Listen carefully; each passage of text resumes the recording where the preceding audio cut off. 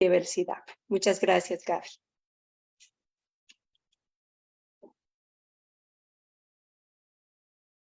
Muchas gracias, querida Normita.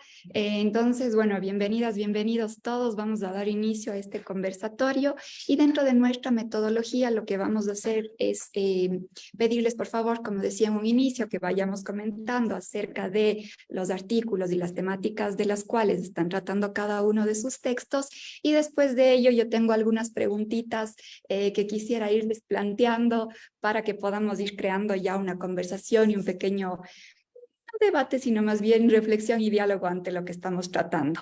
Únicamente ponerles en contexto a todos que el marco de esta publicación número 79 ha sido el eslogan que manejamos en el último FAM, el Festival de Artesanías de América, que es origen, resistencia y trascendencia de la artesanía artífice. En este sentido, entender que cuando hablamos de artesanía artífice, desde el Ecuador y la mayoría de países latinoamericanos, hablamos de objetos que tienen dentro de sí mismos el conocimiento de los oficios y las ramas artesanales.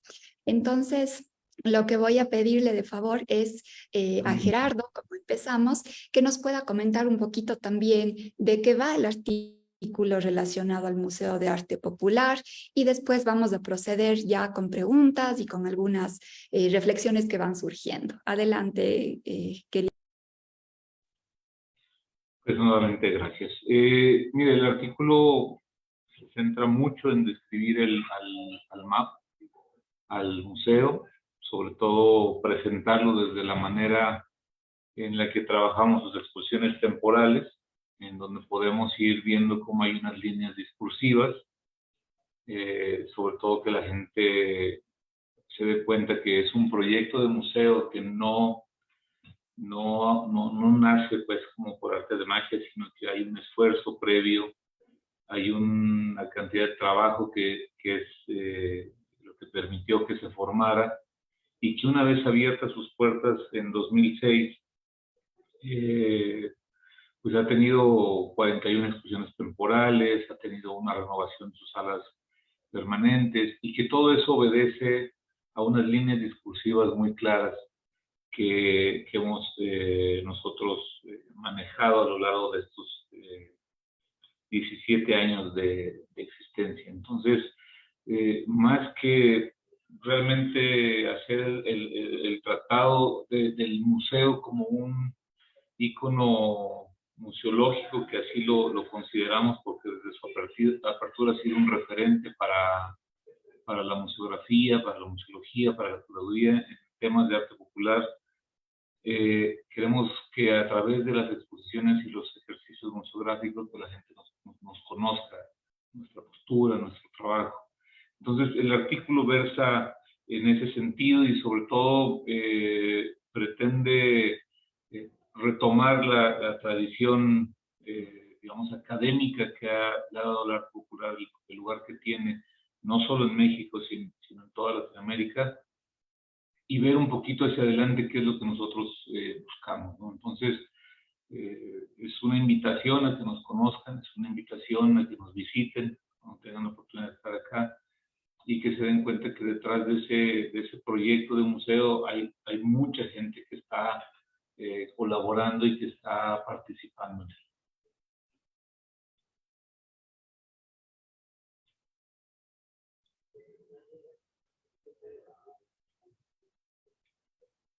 Gracias, que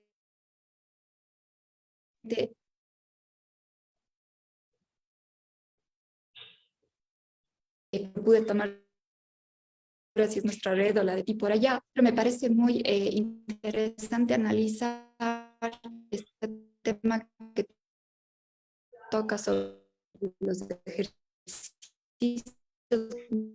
geográficos, también esa trámica. Entonces vamos un poquito de eso, tantos momentos, para ir entendiendo el gran proceso que, como tú bien mencionas, se dio desde el 2006 ya.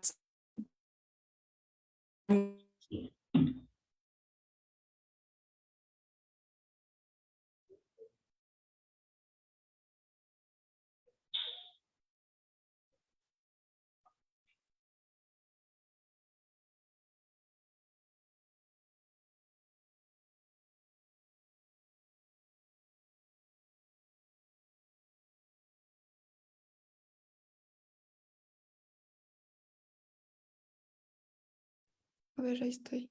Ahí volví. Ahí volví, ¿verdad? ¿Me escuchan? Sí, Sí, claro, ya te escuchamos. Ok, muchas gracias. No está aportándonos mucho hoy día la tecnología, pero bueno, vamos a tener un poquito de comprensión porque estas cosas suelen pasar. Muchísimas gracias, Gerardo. Vamos a continuar conversando contigo en un momento más sobre el MAP, sus ejercicios museográficos durante estos 17 años, que es lo que comentaba hace un momento, y qué es lo que implica también retomar esas tradiciones académicas dentro de un museo que presenta netamente trabajo hecho a mano, trabajo artesanal. Muchas gracias, Gerardo. Vamos a pasar ahora con Eunice. Bienvenida, Eunice. Sería muy bueno que nos puedas comentar un poco también acerca de tu artículo sobre la industria artesanal de México en el siglo XX, para de ahí empezar ya a desmenuzar ciertas interrogantes y comparativas con la actualidad, sabiendo que estamos trabajando sobre esta temática de origen, resistencia y trascendencia. Bienvenida y adelante, por favor. Muchas gracias. Bueno, la línea principal de este artículo es una revisión histórica en México en el siglo XX. Y bueno, esta línea histórica, esta narración histórica que yo hago en el artículo, lo que busca es poder visualizar otra mirada diferente sobre la manufactura artesanal, tal vez un poco distinta a la que en México estamos acostumbrados, el hecho de visualizar la producción artesanal del arte popular y de la artesanía bajo una visión puramente estética y cultural, y bueno, obviamente con el valor histórico que esta producción implica.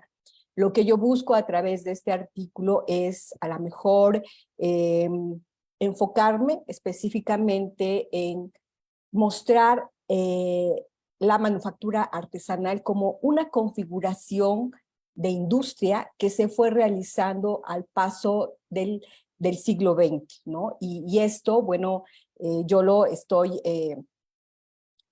planteando a través de tres áreas. Una que fue la parte educativa y laboral, la parte productiva de industrialización y la parte finalmente comercial, ¿no? Y a través de estos tres áreas que yo voy revisando y a través de tres acciones concretas que revisamos en el artículo, que fue transformar los productos los objetos tradicionales en productos culturales. La segunda, que fue mejorar la producción de estos objetos, y la tercera, que fue incentivar el consumo de los mismos en la vida contemporánea, ¿no? Y bueno, tal vez podría verse un poco fría esta visión industrial frente a toda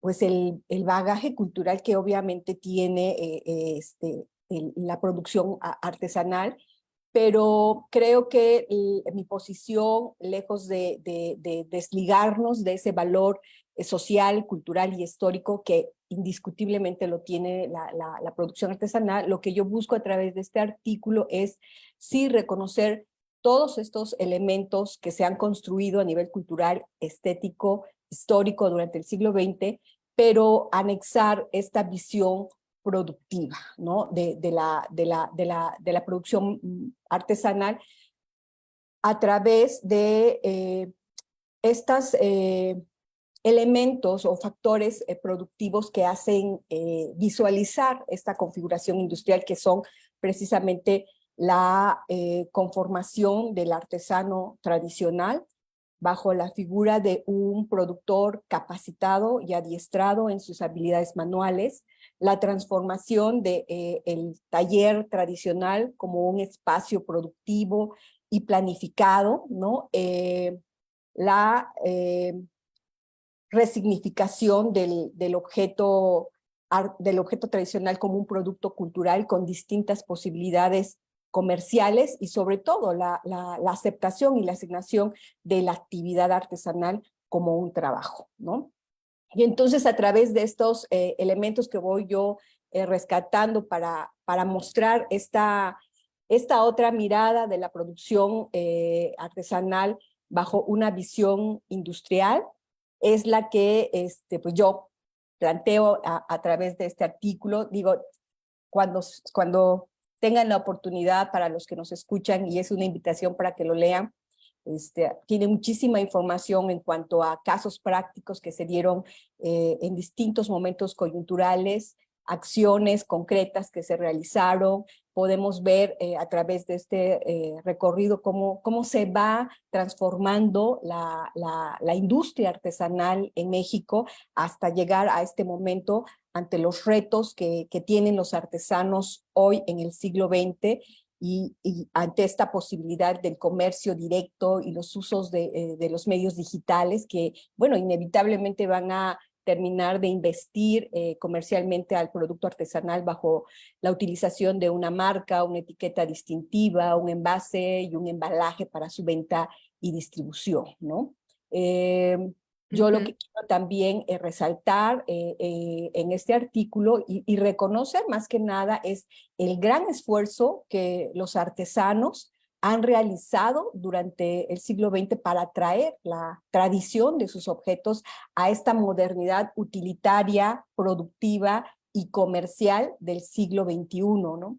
Y creo que esto es lo que debería incitarnos a todos los que estamos interesados en el campo artesanal para no solo no seguir visualizando la producción artesanal bajo esta óptica individualista, centrada solamente en elementos sociales, culturales, aislados y estáticos, sino en constante movimiento y sobre todo no anexar esta mirada como un sistema productivo que tiene vigencia en la actualidad y sobre todo muchas oportunidades para los artesanos.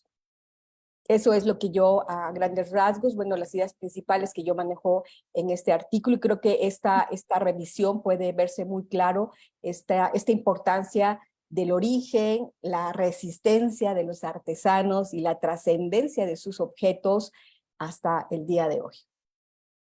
Gracias. Muchas gracias. Gracias, Eunice, por ese resumen bastante completo de la temática que has tratado. Me parece muy interesante este planteamiento del artesano tradicional que se va convirtiendo ya en un productor que entra en una semi-industria primero para pasar a una industria ya después, y esa revalorización, esa resignificación del objeto artesanal como un producto cultural como tal, que tiene distintos tipos de disfrutes y distintos tipos de análisis. Te agradezco mucho y vamos a continuar también conversando contigo en un momentito más. Gracias. Bueno, parece que nuestra querida Eva tuvo algún tema, no la veo conectada. Sin embargo, vamos a pasar entonces con Normita Contreras, quien nos estará comentando también acerca de su artículo de Artesanos al Aula. Y le damos paso, Normita, bienvenida. Muchas gracias, Gaby. Gracias a los expositores y quienes han asistido a esta presentación de la revista. Yo, si me permite, si quisiera compartir algunas imágenes porque lo que quiero expresar se van a notar más en imágenes que en palabras. Entonces, no sé si puedo compartir, ¿sí? Ya.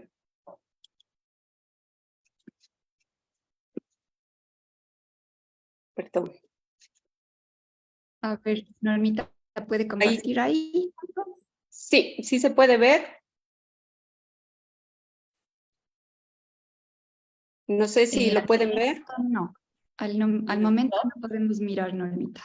Ahí está compartiendo ya. Ya.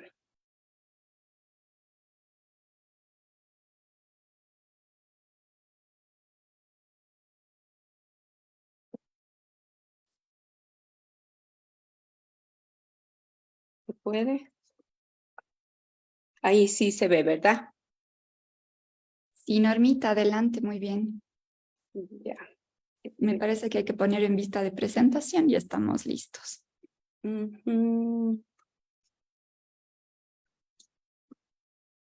No sé cómo ponerle en vista de presentación, pero Es la copita, esa copita pequeñita que suele estar por ahí. Déjeme mirar.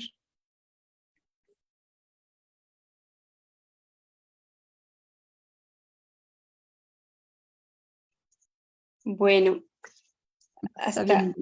Sí, hasta ponerlo. Yo quería primero expresar que la revista Artesanías de América realmente es una de las únicas, diría yo, en su género que se ha mantenido con una constancia en sus ediciones. Y esta revista no solamente sirve para difundir o para conocer la situación actual del quehacer artesanal de América, sino que también nos permite difundir y presentar las actividades que realiza el CIDAP como una institución comprometida con la artesanía y la cultura popular relacionada a ella, ¿no? Es así que en este artículo, en este número de la revista, ustedes, las personas que adquieran la revista, la pueden ver, podrán encontrar una serie de experiencias que hemos venido obteniendo a través de la ejecución de un proyecto dentro del programa formativo que tiene el CIDAP. Hay que recalcar que esta exposición de experiencias no tienen como fin presumir de las actividades que hace el CIDAP, sino más bien motivar a que otras instituciones y otras personas puedan hacer actos similares, eventos similares, actividades similares que puedan ir en beneficio de los artesanos y los jóvenes. Este proyecto que les menciono se denomina Artesanos en el Aula, el cual tiene como ustedes ven, se inició en el 2020 a través de mis compañeros Glenda Vivar y Eduardo Tepán. Sin embargo, a través de la pandemia tuvo que ser cancelada y lo volvimos a retomar el año anterior. Como su nombre lo dice, Artesanos en el Aula es la presencia de un artesano en el aula escolar para enseñar su oficio a los jóvenes y a los niños, ¿no? La idea es que estos jóvenes aprendan los conocimientos tradicionales,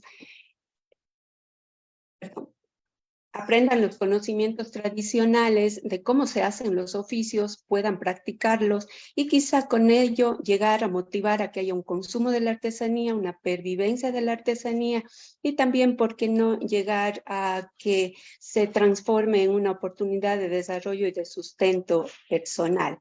¿No? Es así que dentro del artículo de esta revista lo que ustedes podrán ver es una serie de experiencias, unas las voy a contar ahora y otras la podrán ver en el artículo.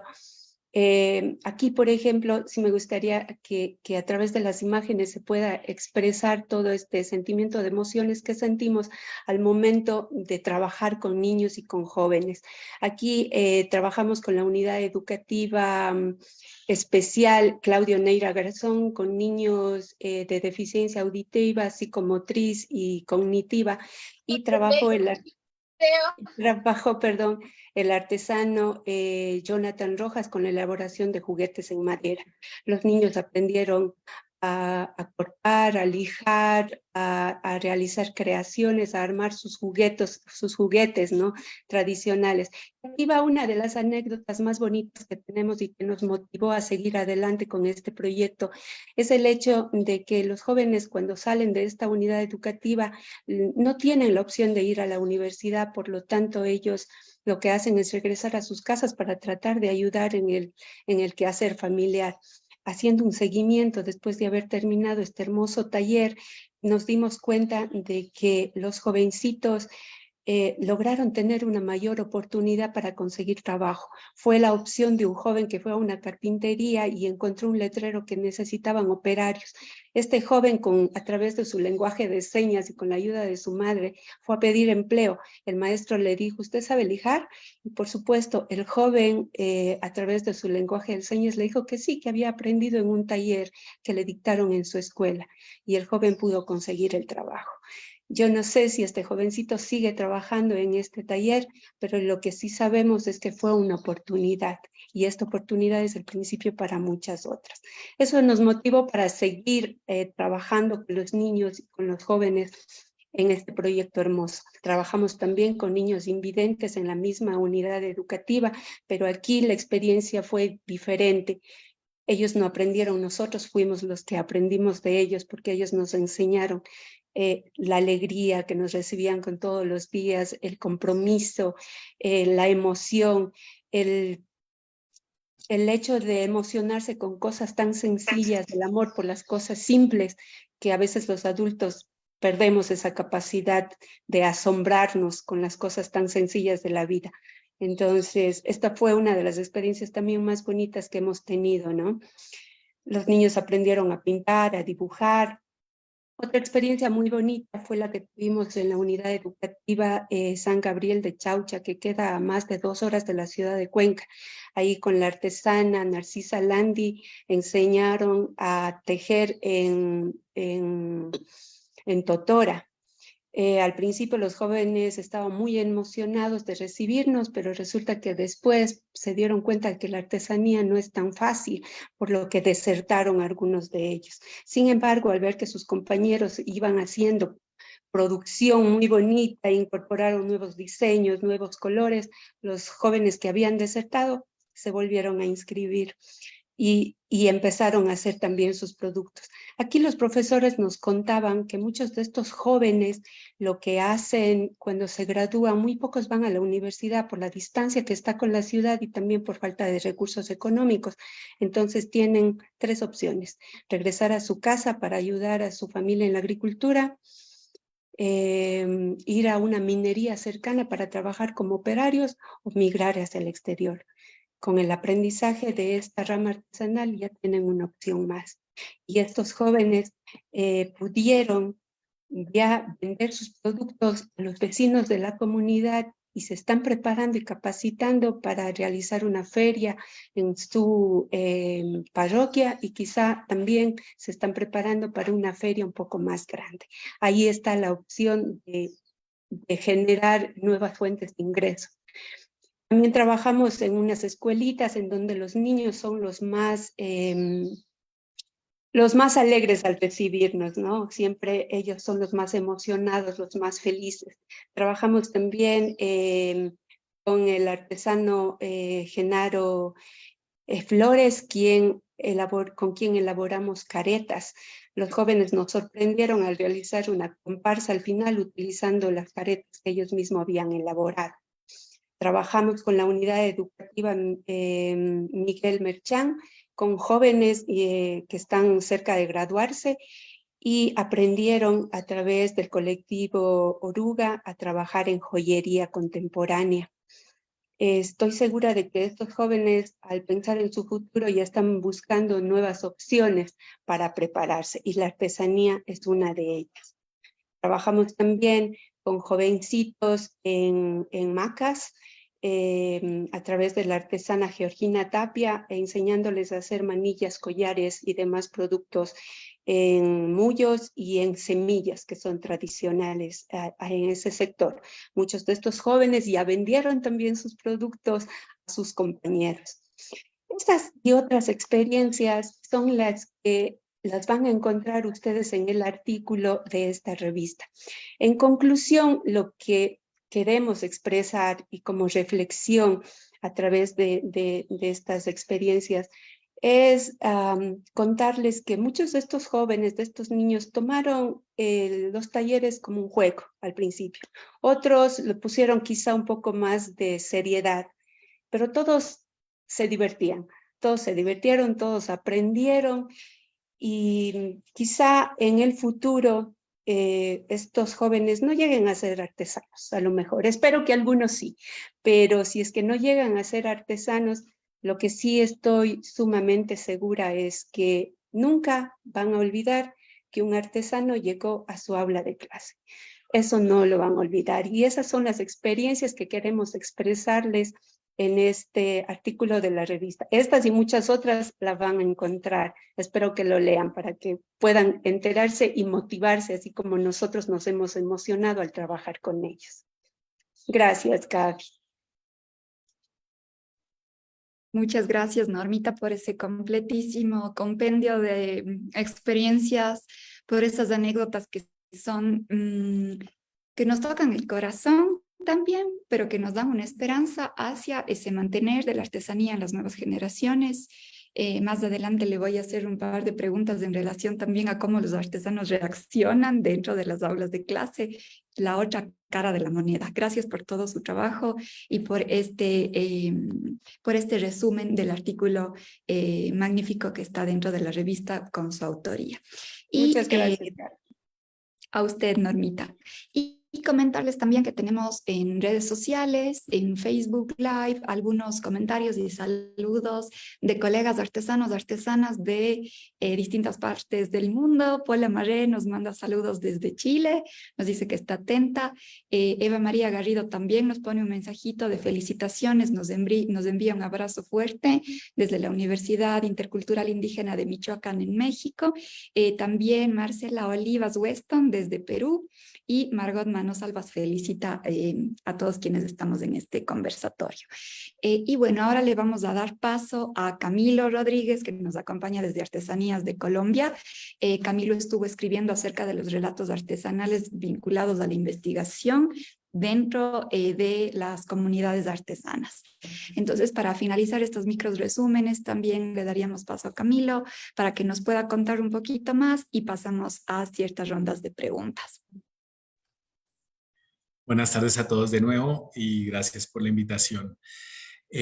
Lo que quisimos hacer a partir de la publicación de este artículo es hacer un resumen realmente de un ejercicio un poco más extenso que se hizo con 6 comunidades durante el 2020 y el 2021, cuando comenzamos a tener esta coyuntura del coronavirus. Nos hizo cambiar las formas también de investigar, de aproximarnos a las comunidades, de trabajar con ellas y también de vincularlas a estos procesos de investigación. Un poco para tenerlo en contexto, desde Artesanías de Colombia, específicamente desde el CENDAR, desde el Centro de Investigación y Documentación para la Artesanía, lo que veníamos haciendo desde el 2016 hasta el 20 era una línea de investigación que se llama Memorias de Oficio. En las memorias de oficio lo que procurábamos era, a través de investigadores en ciencias sociales, tratar de recuperar la memoria de los oficios para tratar de evitar que se pierda esa memoria. Sabemos que una forma de guardarla es obviamente con el oficio mismo, con las personas que mantienen y legan generación tras generación el oficio a sus familias y en esta relación, digamos, de trabajo. Sin embargo, también está el proceso documental que desde Artesanías, en este caso desde Artesanías de Colombia, lo vemos como una forma también de preservación. Es decir, documentar los oficios es otra forma de preservarlos, más allá de la replicación del oficio mismo a través de los artesanos.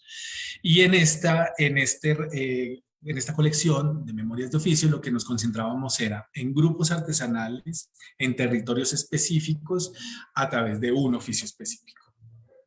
¿Qué pasa para 2020? Como les digo en el contexto, tenemos el contexto de pandemia y ya no podemos ir al territorio y trabajar con las comunidades. Lo que no quisimos es dejar de hacer este proceso de recuperación. Y con el equipo que teníamos, que es Luis Aldemar y con María Paula, estuvimos trabajando en una alternativa donde hiciéramos investigación-acción participativa, es decir, transfiriéramos este conocimiento, específicamente conocimientos de orden, herramientas de orden etnográfico, de recopilación de información, análisis de información y procesamiento, para que las mismas comunidades investigaran. Entonces hubo unos aprendizajes muy bonitos, y es que no le pusimos un tema obligatorio o equiparable para todas las comunidades. Le dijimos a cada comunidad, hágase su propia pregunta. ¿Qué es lo que usted quisiera preguntarse de su oficio? Y tuvimos respuestas desde yo quisiera saber más desde dónde viene esta simbología hasta esta tradición de un trabajo de un oficio específico, de dónde viene, si solamente lo hace mi familia o porque solo mi familia es la que lo replica, y también en cómo el oficio también ayuda a hacer cohesión social, como también tuvimos en relatos como el de Charalá, que son comunidades rurales que se organizan para evitar perder un oficio. Entonces, todos ellos, por motivación propia, por preguntas que ellos mismos se hicieran, lo que tratamos de hacer fue acompañarlos. Entonces, ellos mismos hacían entrevistas, se aproximaron a sus mismos compañeros, colegas, a preguntarles por el oficio. Voy a poner un ejemplo nomás, y es lo que pasó en Sandoná con la iraca. Decían, sí, nosotros trabajamos la iraca, pero no sabemos por qué a nosotros nos tocaba ir hasta otro municipio a traer la materia prima. O sea, no entendía por qué una tradición artesanal estaba tan arraigada en un lugar donde la materia prima no estaba de acceso. Al preguntárselo, comenzaron a a echar para atrás y hacer su propia investigación de por qué lo hacían, como para poner un ejemplo. Así cada uno se hizo sus preguntas y eso les valió hacer una reivindicación en el conocimiento propio al escribirlo ellos mismos, no al hacerlo, porque ellos ya lo sabían hacer, sino al escribirlo, al investigarlo y al darle un sentido para comunicarlo a otros.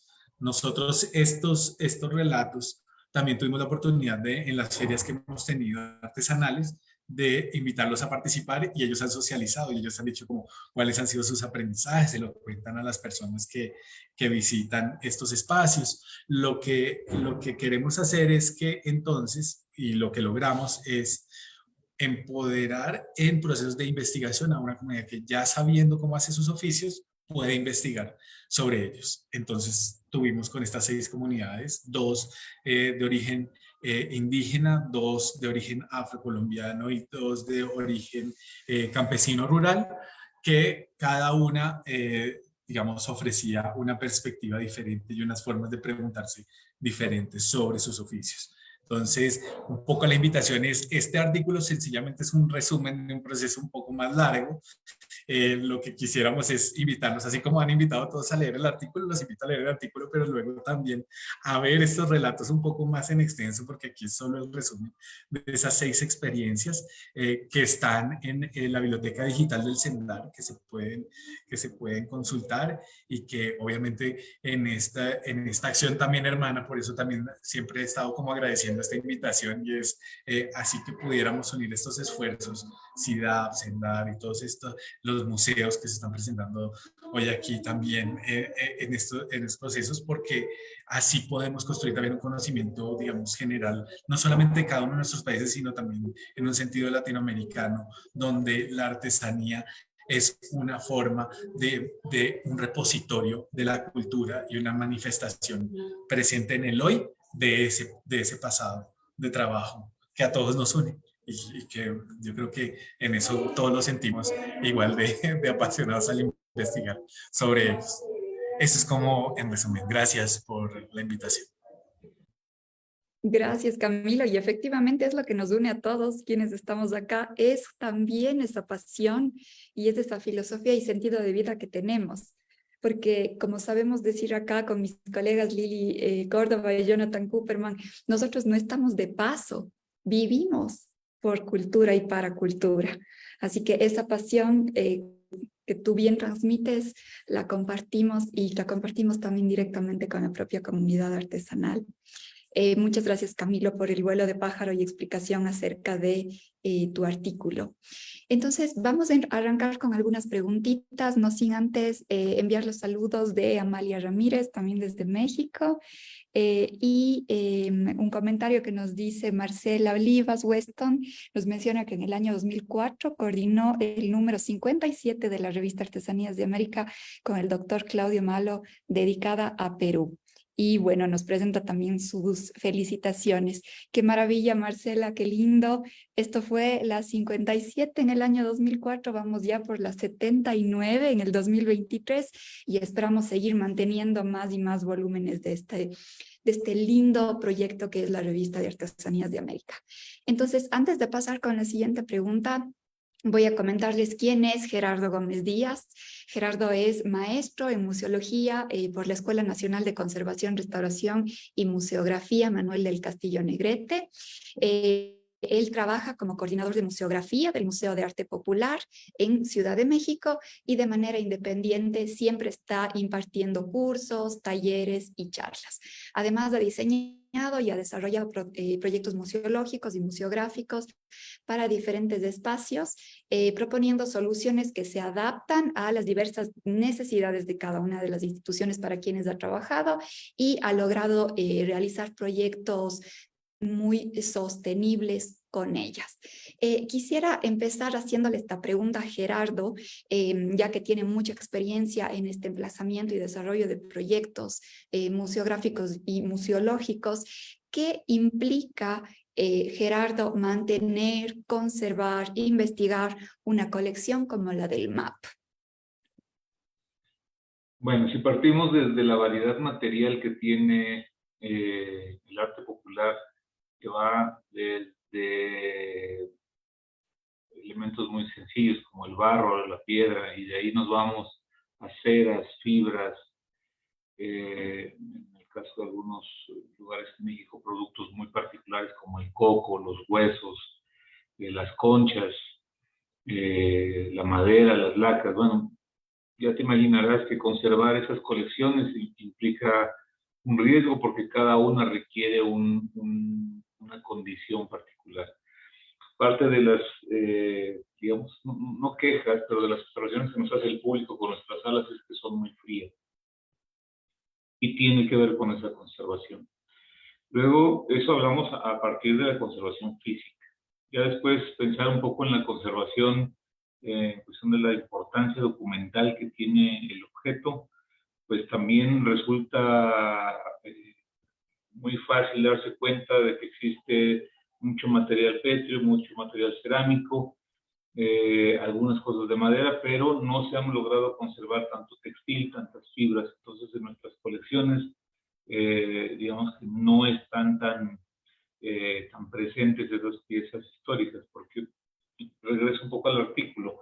Parte de lo que nosotros tratamos de presentarle al público es una línea continua en la producción del arte popular. Si bien el tema de arte popular en nuestro país toma fuerza en 1921, si nosotros nos vamos hacia atrás, ha existido el arte popular desde el principio de los tiempos. Y se debe de empezar a ver por qué están integradas las colecciones de tal o cual forma. No es extraño que solamente objetos de alto costo sigan en las colecciones particulares o de los grandes museos como el que tenemos aquí cerca, como Franz Mayer, mobiliario, objetos de cristal, lacas. Esas piezas sí se logran conservar, pero hay otras que desafortunadamente no tenemos nosotros. Entonces, le damos un valor sí a lo material, pero también al contenido histórico que tiene cada una de las piezas. Entonces, por eso es fundamental que las piezas se presenten y se exhiban, a pesar de esas condiciones de fragilidad, para que la gente empiece a darse cuenta de que hay una producción artesanal y que es importante en todos los tiempos. Así es, Gerardo. Muchas gracias. Muy interesante este tema también de presentar esta línea a los visitantes que nos permita ir entendiendo qué contiene el arte popular, la cultura popular, que no es únicamente la artesanía, sino que tiene otras manifestaciones como la música, la danza, etcétera, en donde forman parte de los objetos artesanales que están dentro del museo. Muchas gracias, Gerardo. Con gusto. Vamos a continuar con Eunice Reyes, quien es originaria de la ciudad de Oaxaca. A través de su trabajo educativo, que realizaron sus padres en las comunidades rurales de la Sierra Norte, Eunice pudo conocer las tradiciones y las formas de vida de algunos pueblos indígenas. Ella estudió licenciatura en diseño gráfico en la Universidad Mesoamericana y tiene una maestría en teoría y crítica del diseño por la Escuela de Diseño del Instituto Nacional de Bellas Artes de Ciudad de México. El interés de Eunice normalmente está centrado en la relación del diseño con la artesanía. Algunos de sus resultados de investigaciones han sido difundidos en el tercer Foro de Historia del Diseño de México, en el 12º Seminario Iberoamericano de las Artesanías y en la revista Discurso Visual. Gracias nuevamente por acompañarnos, querida Eunice, y en relación a ese abreboca que ya nos comentaste acerca de tu artículo que ha investigado y que es el resultado también de este proceso tuyo sobre la industria artesanal de México en el siglo XX, quisiera preguntarte, ¿cuáles son esas instancias muy presentes dentro de la industria artesanal del siglo XX en México que de alguna forma han trascendido, se han mantenido o que tú crees que no se han mantenido y más bien han evolucionado en comparación de lo que se hace ahora en el siglo XXI? ¿Qué opinas de esto?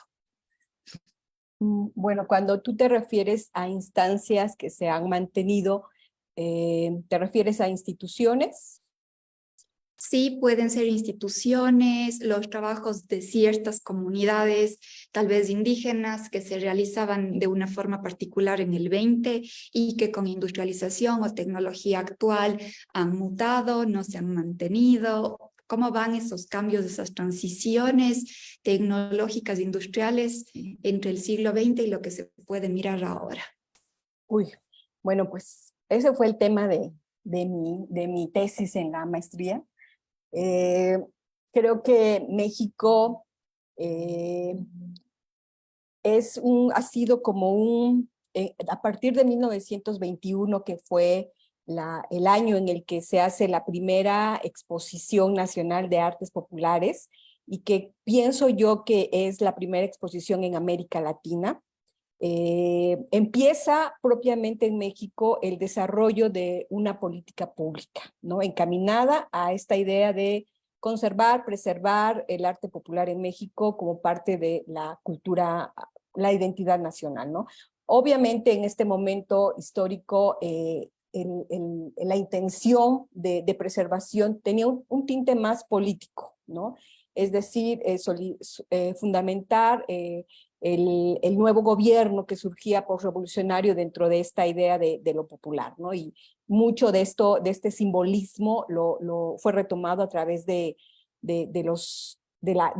arte popular. Antes de 1921, antes de esa exposición, no es que no existieran estos objetos, existían, pero tenían otro nombre, se consideraban chatarros, objetos que se vendían en los mercados, en las esquinas, objetos que utilizaban la gente, cursos, y no es hasta después de 1921 que se le da este reconocimiento como arte popular. Y este título de arte popular tiene precisamente esa intención política de democratizar el arte. Bueno, y esto es todo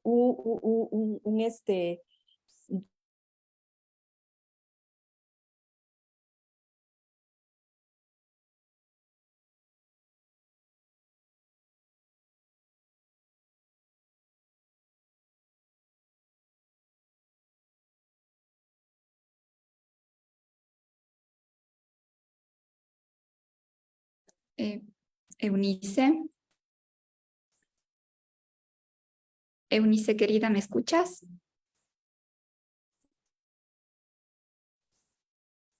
Interesante lo que surge en este momento, porque me recordó mucho lo que compartió ahorita la maestra Norma, con esto de que iban los artesanos a enseñarle a los niños como el oficio, ¿no?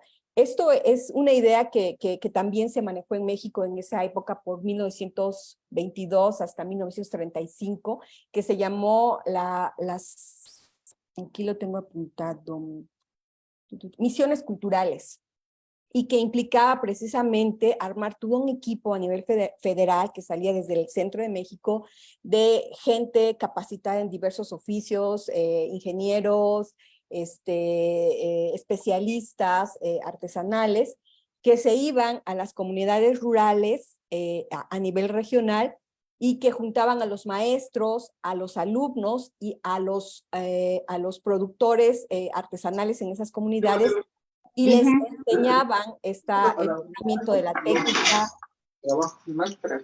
de los materiales y de cómo ellos mejorar la producción. Esta idea se manejó por muchos años, y pienso yo que hasta por 1935. Después de esto fue el INI, el Instituto Nacional Indigenista, que fue uno de los primeros institutos que a nivel Latinoamérica surgió en México, y de ahí detonó, bueno, una cadena de instituciones que después culminó en lo que fue el SIDAP, ¿no? Que hoy en día el SIDAP. Y a mí me da muchísimo gusto, la verdad, precisamente estar ahorita participando con el SIDAP, porque he tenido la oportunidad de revisar toda esta historia de unión entre México y el SIDAP, y veo un montón de gente de México y del SIDAP que estuvieron conectados, estos dos países hermanos, para estar compartiendo estas experiencias en el fomento de la producción artesanal. Y bueno, creo que estas instituciones, cuando el INI retoma el trabajo en las comunidades rurales, lo que hace el INI es desarrollar una intervención más integral en la producción.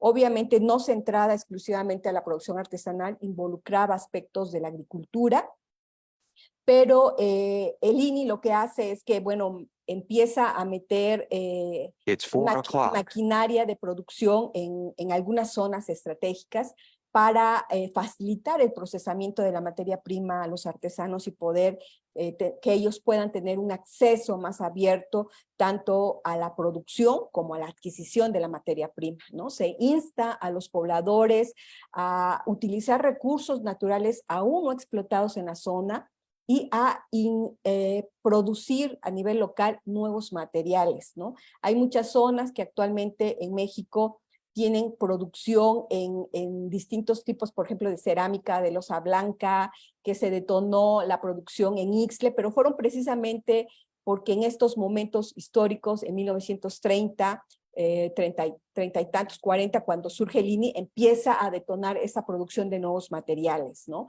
Después, con la intervención del CREFAL, que fue también una institución a nivel internacional, empieza también a hacerse estudios para planificar el taller artesanal como un espacio de producción sistematizado, ¿no? Es decir, vigilar cada una de las áreas de producción. Uno de estos ejemplos fue el fomento artesanal que se hizo en los Altos de Chiapas para vigilar cada una de las etapas productivas en la producción de cerámica y el teñido lanar. Yo había preparado unas diapositivas, pero yo creo que ahorita puedo decirlo de manera textual. Ya con más calma pueden revisar estas fotografías que aparecen en el artículo. Una también de estas iniciativas que se da a través del INI fue el desarrollo del taller artesanal en Tzintzuntzán, en Michoacán, que fue precisamente esta idea de industrializar el taller artesanal en el sentido de facilitar el trabajo a los artesanos, reducir los tiempos de producción, y en un primer momento lo que se instó fue instalando, por ejemplo, molinos para procesar la tierra, las grecas para hacer la decoración de los objetos, y después en un segundo momento ya algunos calibradores de platos, el perfeccionamiento de los hornos. Se llevó a especialistas para que pudieran hacer un estudio de las tierras arcillosas y mejorar la obtención de una materia prima más consistente, maleable, que pudiera dar como resultado un producto con mayor cualidades de calidad, ¿no? Para esto después también se trata de traer un mejor control a la producción de los objetos en cuanto a calidad, tamaño, forma, el decorado. Mucho de la labor que a nivel educativo se hace a través de la educación pública es precisamente esta labor de capacitar al artesano, a los estudiantes en estas habilidades artísticas y técnicas con el conocimiento de las artes plásticas y el dominio de los oficios, ¿no?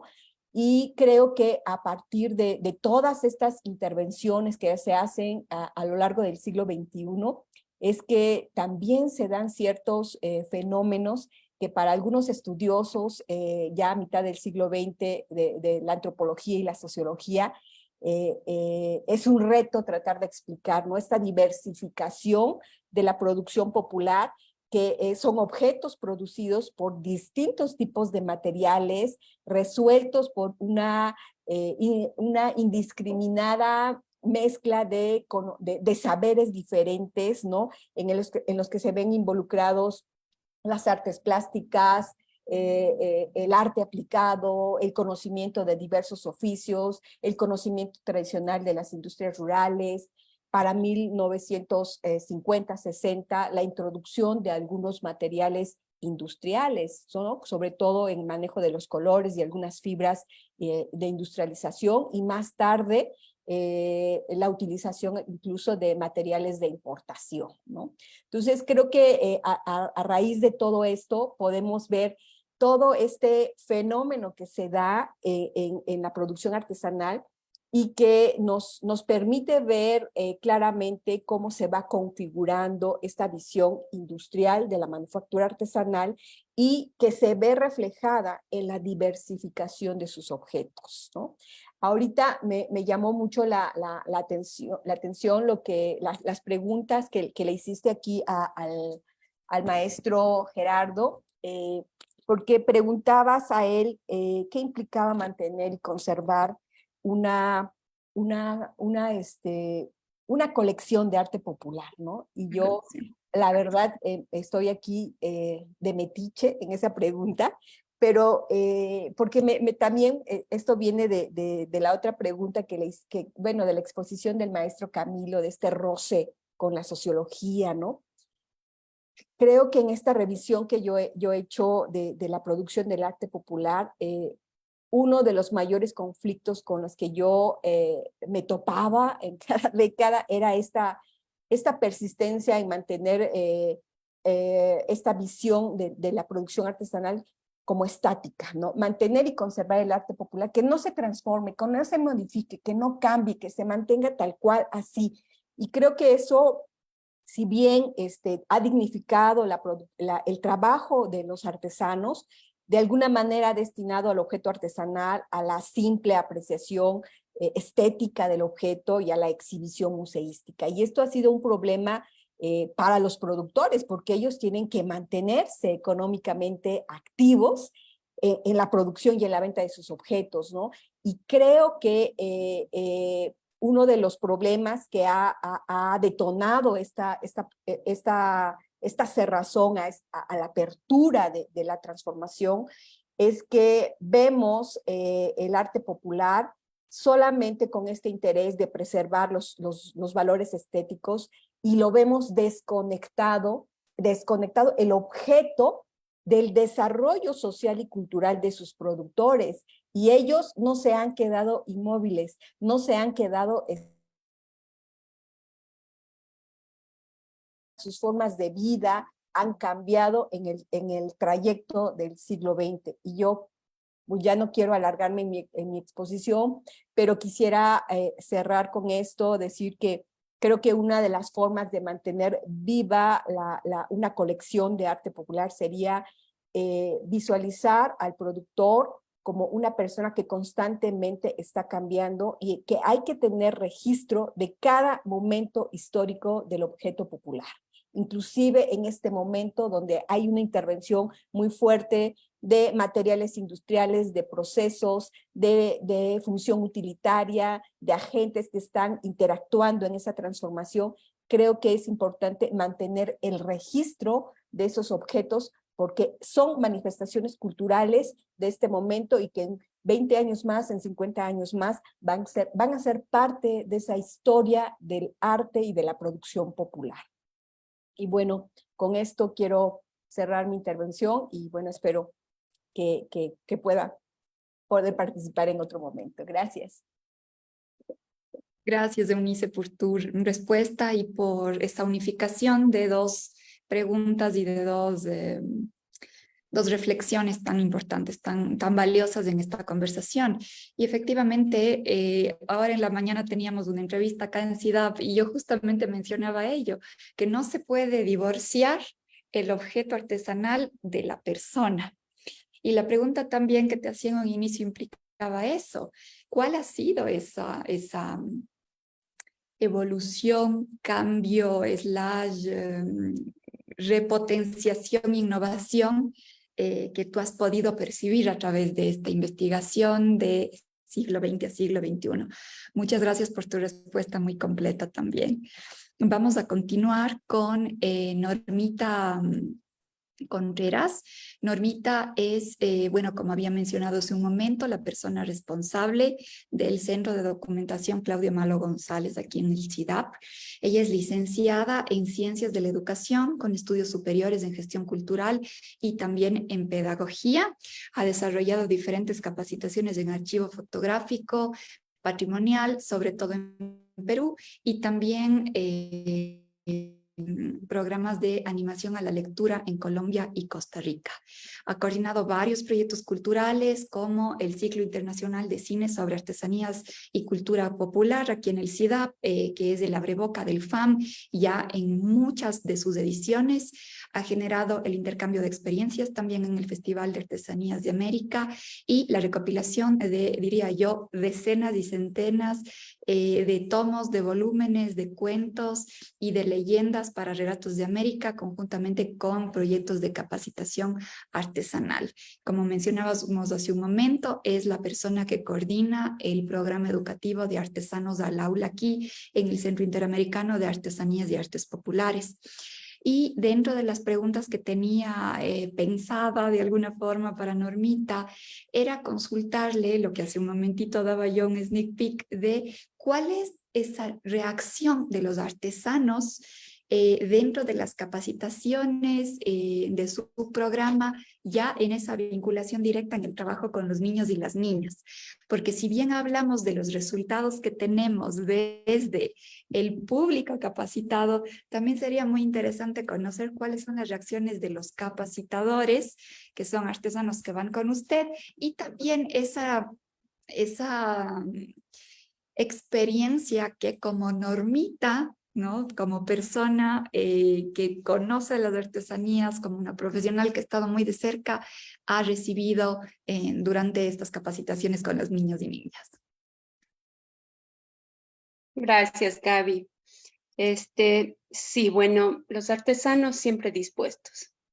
Los artesanos siempre están dispuestos a colaborar, a ayudar. Yo creo que ellos, como han vivido la artesanía y es una forma de su forma de ser, digamos así, no solo es su oficio, no solamente genera recursos económicos, sino es su vida. La artesanía es una forma de vida, ¿no? Entonces, ahí viene el tema que usted decía de resistencia. Ellos no quieren que su oficio muera, se resisten a morir. Y una de estas acciones es enseñar la artesanía. Entonces, cuando nosotros pedimos la colaboración de los artesanos, siempre están dispuestos. Hay que ver que los tiempos han cambiado. Antiguamente, esto de los oficios artesanales se pasaba de generación en generación. Ahora hay muchos, los hijos ya no quieren seguir lo que los padres realizan, quieren otro tipo de profesiones, ¿no? Quizá por muchas razones que sabemos es una de las problemáticas de la artesanía actual, la baja remuneración, no hay, digamos que incluso no hay un estatus para el artesano, entonces hay muchas contras para que el joven no quiera aprender lo que hace su padre.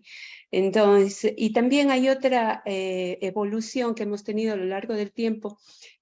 Antiguamente los que ahora son artesanos, otros han aprendido no en las escuelas, aprendieron ni en las universidades, aprendieron en los talleres artesanales del barrio, del familiar. Las madres iban a dejar a los hijos cuando terminaban clases en las vacaciones para que no pasen sin hacer nada, iban a dejar a sus hijos en los talleres para que aprendan algo, ¿no? Para que sea de provecho. Eso ha cambiado mucho. Entonces, los jóvenes ya no se dedican a eso, ya no aprenden. Y el artesano le hace falta eso. Ellos aprendieron de esa manera. Entonces, ellos se resisten a morir su artesanía y lo que hacen es enseñar. Lo que quieren es enseñar. Entonces, en este proyecto que hemos desarrollado, siempre han estado dispuestos abiertos, con toda la paciencia del mundo, enseñando desde los pequeñitos hasta los más jóvenes, e incluso inculcándoles que a futuro pueden realizar muchas otras cosas. Por ejemplo, cuando trabajamos con los jóvenes de ya bachilleres y tienen que elegir una carrera en la universidad, por ejemplo, cuando trabajamos en joyería contemporánea, los chicos del colectivo Oruga siempre les decían, fíjense qué van a seguir en el futuro. ¿Qué van a hacer? Cuando nosotros aprendimos en la universidad nos dimos cuenta que teníamos estabilidad en las manos y pudimos cambiar nuestro rumbo. Entonces es también motivar a los jóvenes a través de su experiencia personal. Entonces los chicos empiezan a involucrarse en esta realidad que ellos lo ven muy lejano, pero realmente es lo que vivimos a diario. Y esa es la idea de este proyecto, ¿no? Que los jóvenes puedan involucrarse y vivir la artesanía. Es eso, es lo que está en la ciudad, es lo que está a nuestro alrededor, pero que muy pocas veces lo vemos.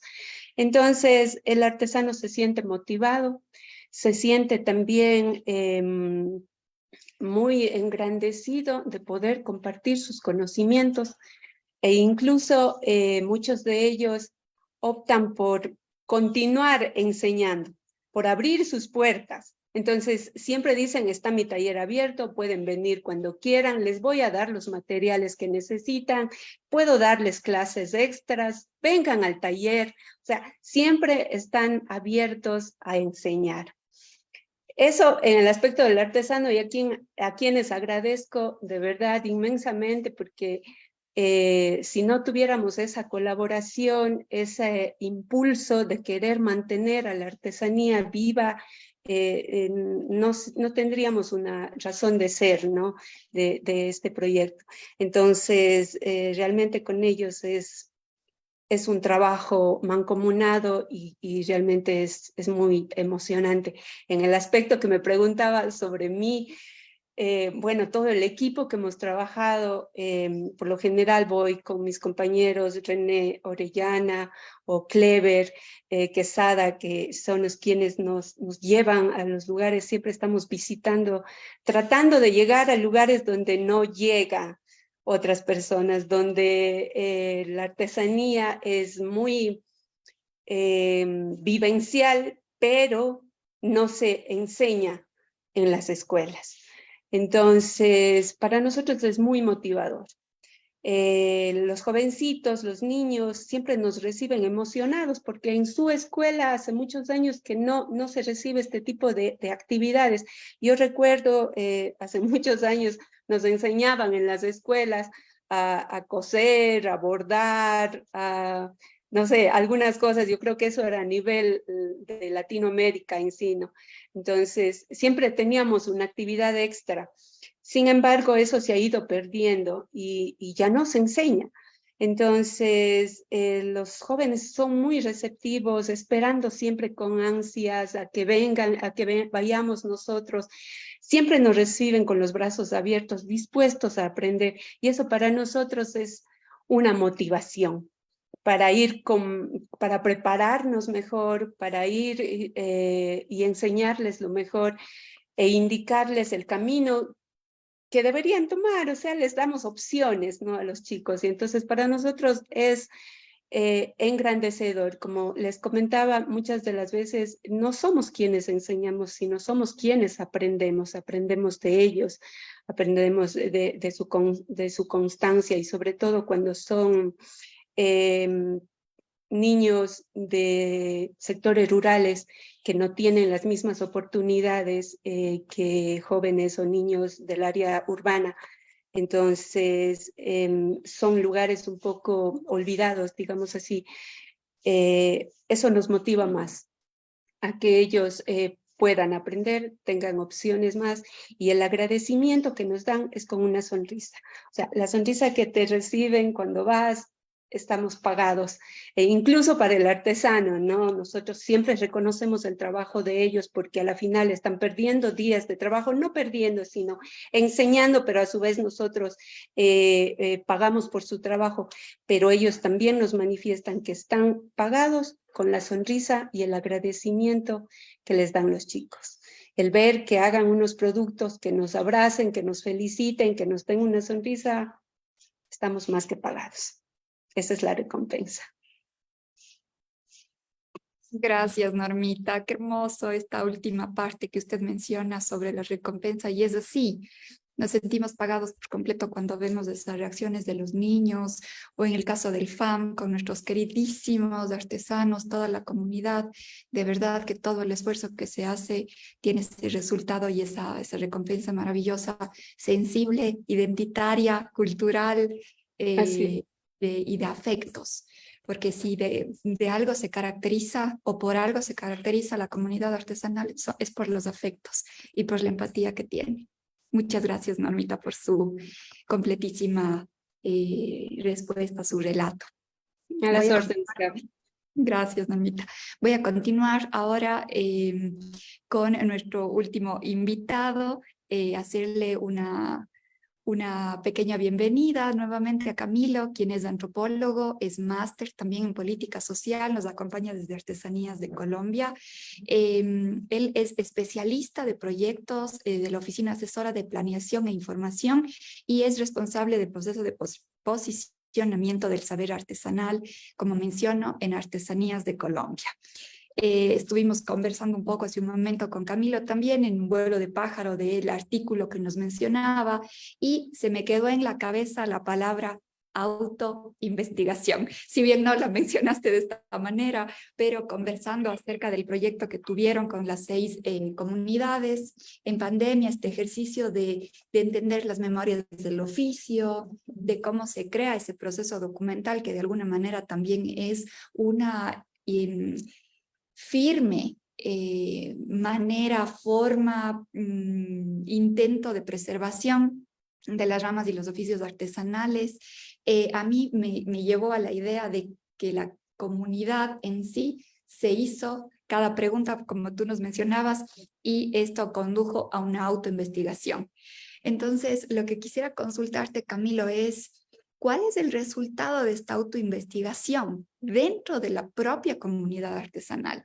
Porque a veces es mucho más fácil analizar lo que está de fuera, pero es difícil cuando nos analizamos internamente, porque a veces hay roces, porque a veces hay afectos que tal vez no son correspondidos, porque los seres humanos somos seres humanos y a veces nuestros sentimientos afloran y las cosas se vuelven complicadas, pero así también existe mucho poderío al unirnos como manada.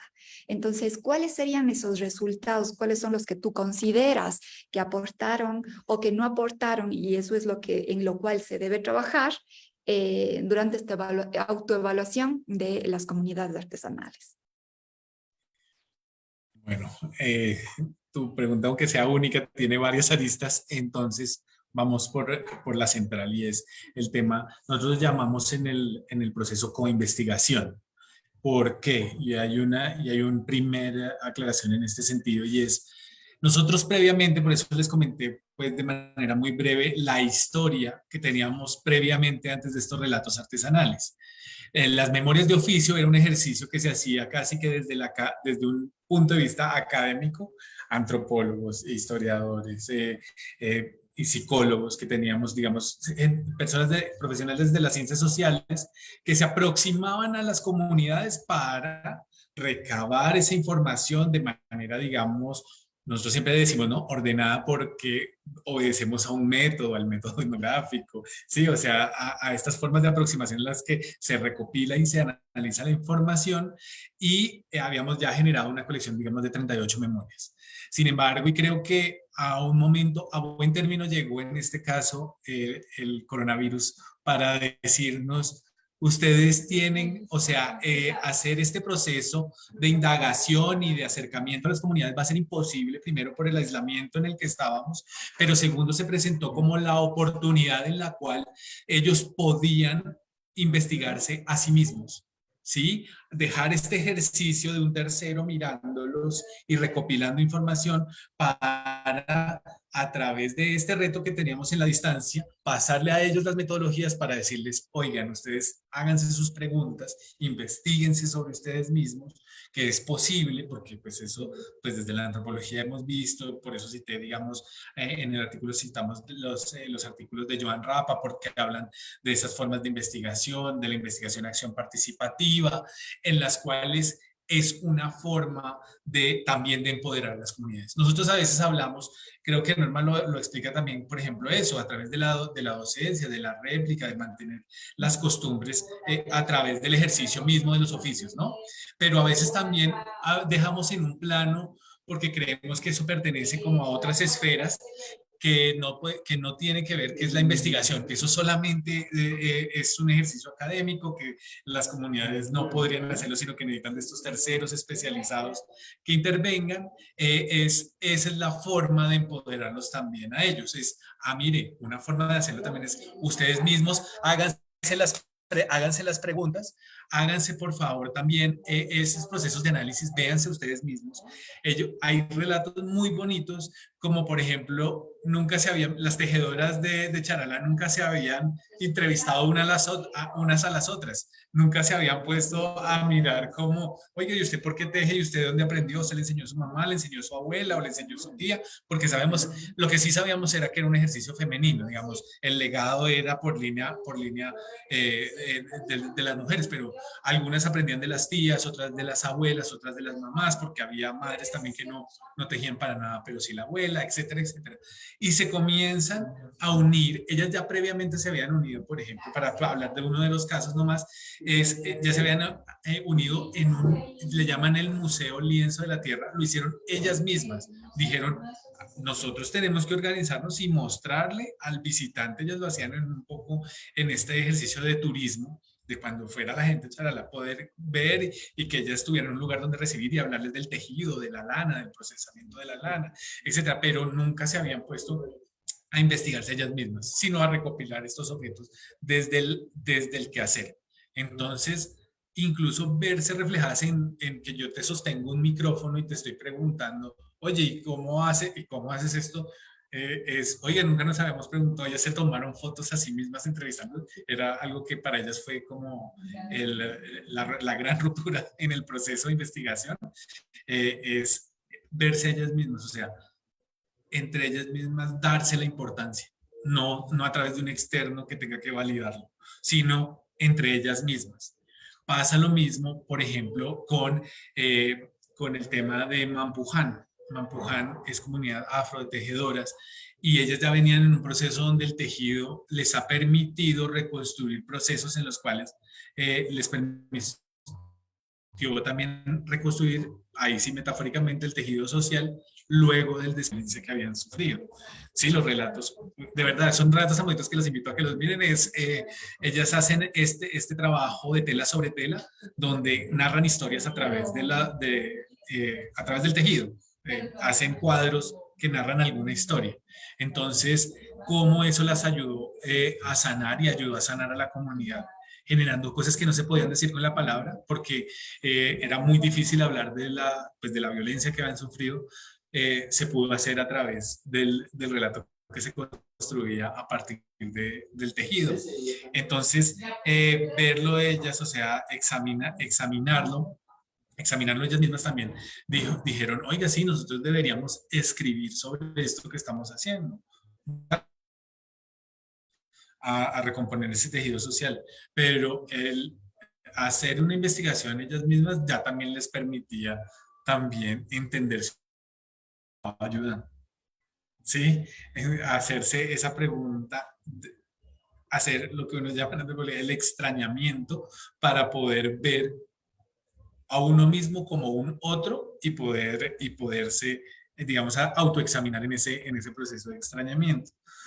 Así con cada caso, como el que les conté al principio, cuando hice el gran resumen, que es el tema de Sandoná, el tema de, oye, sí, nosotros seguimos manteniendo el oficio y no sabíamos por qué lo manteníamos, aunque la materia prima no se cultiva aquí en Sandoná, toca traerla de otro lado. ¿Por qué es que persistimos en este oficio? Porque solo tiene una salida comercial o porque habla de nuestra de nuestra tradición cultural. Y ellas mismas comenzaron a hacerse las preguntas y ahí fueron resolviendo. Y ya cuando uno las ve en la interacción, más allá del escrito que generó cada uno de estos grupos artesanos, es cuando lo comparten, porque los hemos tenido en escenarios donde comparten estos resultados ellos mismos, no nosotros.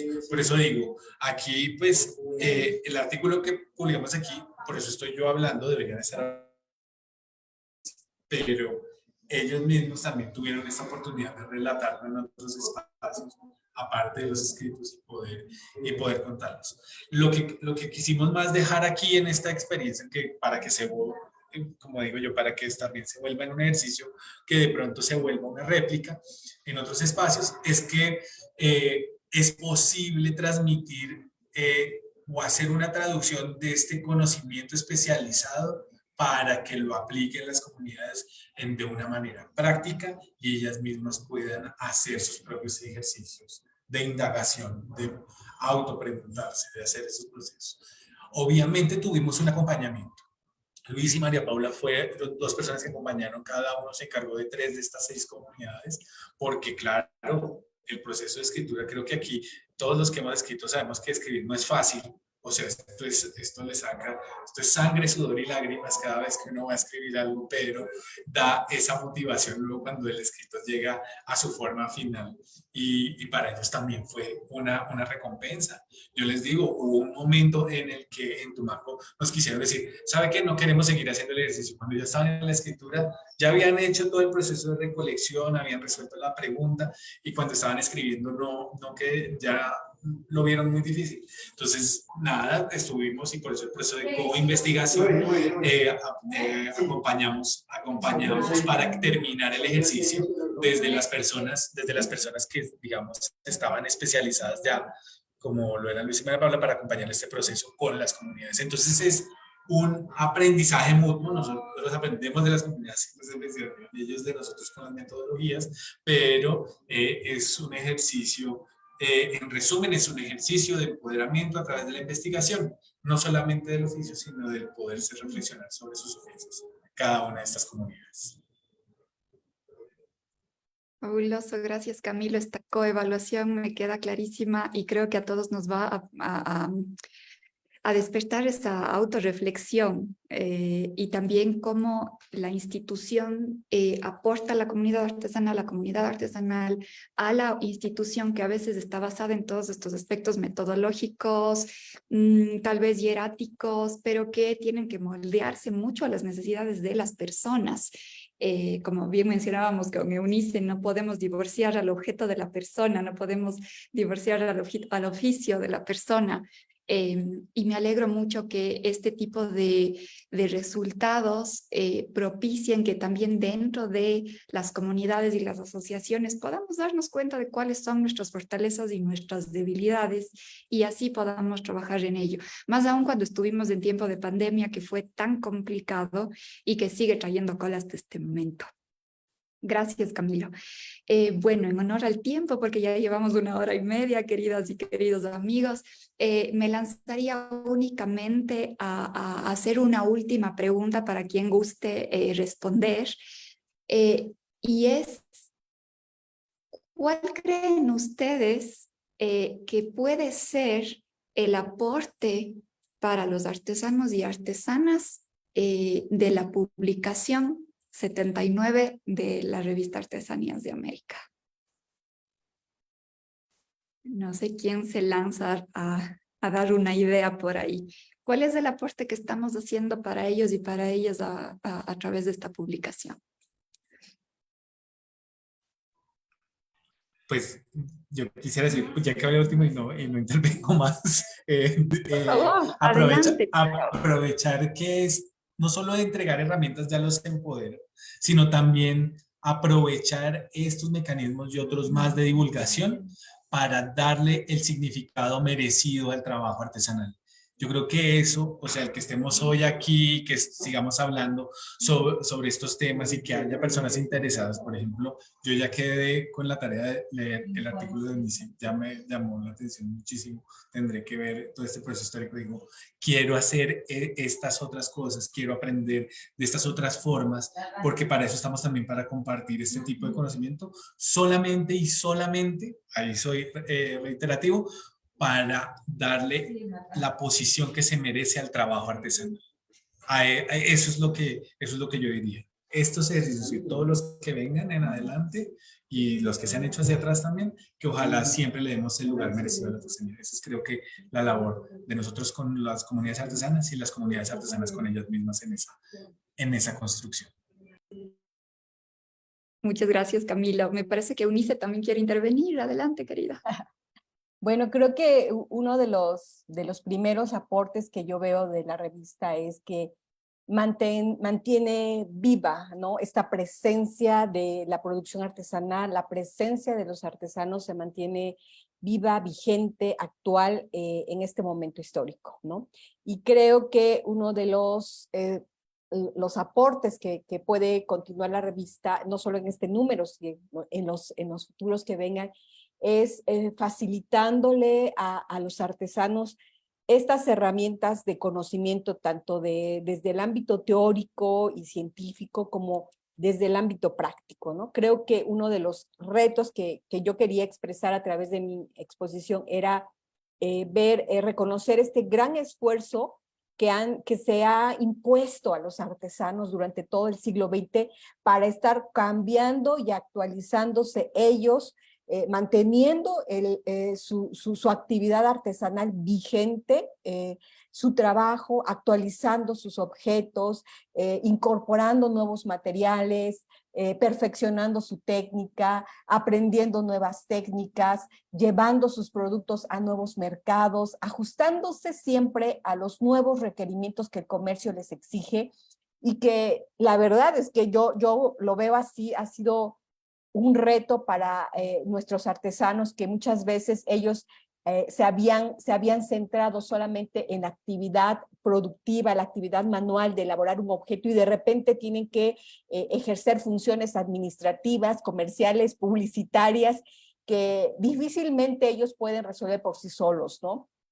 Un reto enorme en el siglo pasado fue que a través de las instituciones gubernamentales y la política federal trataron de acercarse a estas herramientas, pero creo que hoy en día los artesanos tienen ese acceso un poco más directo a través de los medios digitales, las conexiones que ahora tienen ya las comunidades rurales con los centros urbanos más cercanos. Digo, no están del todo resueltos, pero creo que hay un poco más de accesibilidad para traer sus productos, para comercializarlos, y creo que uno de los aportes de la revista es traer esas temáticas actuales a los artesanos, ¿no? No solamente en lo teórico, sino en lo práctico. Y algo que me encantó de la exposición que hizo el maestro Camilo fue que ellos también pueden escribir su historia, ¿no? Ya su historia, ya no la escriben, como decían los teóricos de la historia, los que vencieron, ¿no? Sino ahora los personajes de esa historia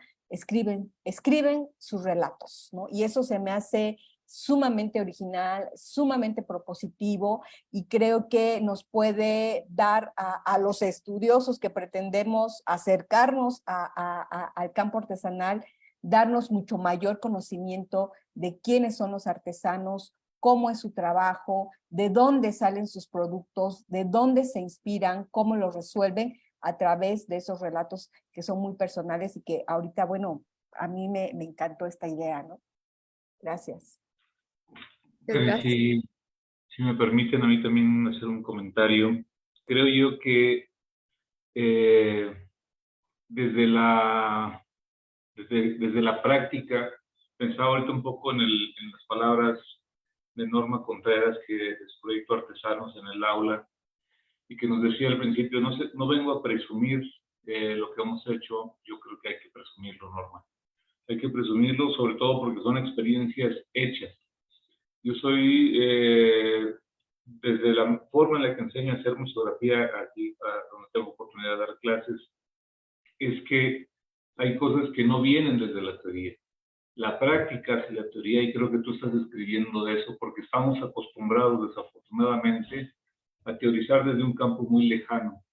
Entonces creo que la práctica hace esa teoría, y ese acercamiento y esos ejercicios que tú tuviste de llevar al artesano a las escuelas probablemente no genere más artesanos, pero sí puede sensibilizar a esa gente o a los muchachos y darles una conciencia clara de lo que está pasando o de lo que podría pasar, porque es cierto, ya muchos de los oficios ya no vienen de generación tras generación en esa idea romántica de los talleres familiares. Hay muchachos que empiezan a aprender un oficio, el papá era herrero y él de repente teje palma y no pasa absolutamente nada. Entonces, desde estos ejercicios prácticos me parece que es muy interesante esta revista. Pensaba ahorita en lo que comentaba también Camilo, de esa documentación. Aquí se le llama, o yo mantengo una teoría desde la autoetnografía, esa documentación que hicieron de estas 6 regiones, pues me parece que es fundamental. No podemos salvar al arte popular. Eso es una pretensión bastante utópica. Yo creo que a través de estos ejercicios prácticos, y hablo desde mi disciplina, como es el museo y la museografía, es así como podemos ir apoyando y aportando por medio de esta revista, los que escribimos o tenemos la oportunidad de escribir en ella, es como desde nuestra experiencia práctica generamos una nueva teoría que les permita a los artesanos conocer las cosas que están pasando en otros lugares y cómo pueden enfrentar pues las carencias, la creación, las oportunidades, la formación, que es fundamental en los oficios. Entonces, pues nada, yo sí quería comentar esto, sobre todo me llama mucho la atención de artesanos en el aula, creo que es algo que hace falta hacer. Generalmente todos los que escribimos sobre arte popular somos muy lejanos a los artesanos y creo que es fundamental que los acerquemos a los artesanos a este tipo de actividades, porque son ellos los que tienen digamos, la voz cantante en este medio. Muchas gracias, Gerardo, por sus palabras. Realmente sí, o sea, que tenga este tipo de reacciones en el público es lo que justamente buscamos. Y digo, no solamente somos las personas que podemos hacerlo, hay muchos otros que pueden hacerlo desde varias instancias, desde varios lugares, y no solamente en el aspecto de enseñar oficios, sino el simple hecho de hacer que se valore este trabajo artesanal, ¿no? Así no lo haga a futuro o no lo realice en ese momento, el saber cómo se hace, cómo se produce, ya genera una valoración que no lo teníamos, es otra forma de ver la artesanía. Y con respecto a su pregunta, Gaby, sí, yo considero que la revista sí es un espacio para homenajear al artesano. El artesano yo creo que sí se merece que tengamos este tipo de espacios en donde pueda expresar su artesanía, donde se le pueda valorar lo que hace, ¿no? Entonces, sí merece como que hablen de él, que den a conocer su trabajo, y no solamente hablar desde fuera, los investigadores, quienes nosotros trabajamos con ellos, sino que también la revista da una oportunidad para que el artesano sea quien escriba, que hable sobre sí mismo, ya no visto desde fuera, sino visto desde dentro, ¿no? ¿Cómo lo hago? ¿Por qué lo hago? ¿Para quién lo hago? Ya no visto la artesanía como un objeto, sino también involucrando su sentir, su parte emocional. Entonces, ver al artesano dentro de estos artículos o incluso solo imágenes. A veces las imágenes dicen mucho más que las palabras. Entonces también es una oportunidad para que el artesano pueda expresar su sentir y su oficio. Y por otra parte, por los investigadores, la gente que trabajamos con artesanía, tratamos a través de estos reportajes, de estos artículos, hacer que el público pueda vivir la artesanía, a través de nuestras experiencias, ¿no? Todos tenemos en nuestra casa alguna artesanía, sea de quien sea, la hemos adquirido, nos han regalado o simplemente la tenemos en nuestra casa, pero no sabemos de dónde viene. Entonces, a través de nuestras investigaciones, a través de nuestras palabras, ellos pueden vivir la artesanía solo leyendo la revista.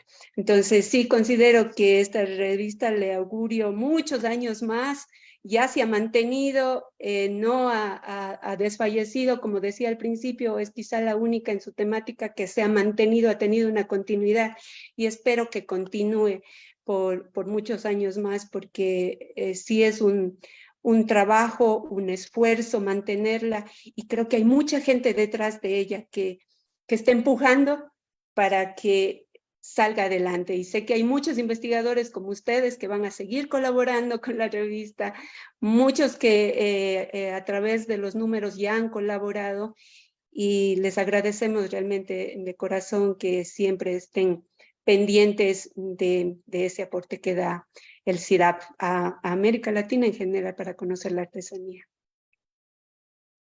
Muchas gracias, Normita, por esas hermosas palabras, y creo que la reflexión final de todos es desde nosotros, para nosotros. No estamos mirando exteriormente, estamos trabajando desde la comunidad artesanal para la comunidad artesanal. Antes de cerrar, quisiera leer el último comentario de Paula Marré, en el que menciona: desde Chile el concepto de arte popular nos es nuevo, pues desde el golpe de Estado hace 50 años el concepto popular fue censurado y recién hoy nos estamos volviendo a familiarizar con él. Imagínense qué fuerte. María Elena Vázquez nos manda unos aplausos, otro abrazo para ella, y les extiendo estos aplausos a ustedes, queridos y queridas colegas. Dentro de esta revista también tenemos una entrevista con el artesano Gustavo Salas, ganador de medalla CIDAP del año pasado, y también con el colectivo Oruga, que fueron igualmente ganadores de medalla CIDAP el año pasado en el festival. Les agradezco muchísimo por su tiempo. Tenemos un comentario de Priscila Jara, desde Chile. Priscila dice: he recibido muchísimo apoyo de CIDAP Ecuador, estoy muy agradecida. Desde Chile, Antofagasta. Muchas gracias, Priscila, nos llena de cariño y de gratitud poder también leer ese comentario suyo y el de Paula. También Jaru Flores nos envía saludos desde Salamanca, México. Y lo mismo desde el CIDAP para todos ustedes. Les agradezco enormemente su tiempo, sus reflexiones. Escribir no es fácil, es muy difícil. Y sobre todo cuando hablamos con tanto cariño y con tanto respeto de las personas a quienes más admiramos, que son los artesanos y artesanas. Así que damos por finalizada esta conversación. Les invitamos a descargar la revista 79, que en esta ocasión es digital, para que lo puedan tener en sus repositorios. Por supuesto que se encuentra también el repositorio del Centro Documental Claudio Malo González, con Normita, se lo puede conseguir tranquilamente, y en la página web de CIDAP. Gracias, queridas amigas y amigos, y nos estaremos viendo en una nueva oportunidad desde acá, desde Cuenca, Ecuador, en el Centro Interamericano de Artesanías y Artes Populares, CIDAP. Muchas gracias, Gaby. Gracias a todos los expositores. Gracias, Gaby, por la invitación. Hasta luego. Saludos Gracias. A todos. Hermosa tarde. Igual. Chao, chao.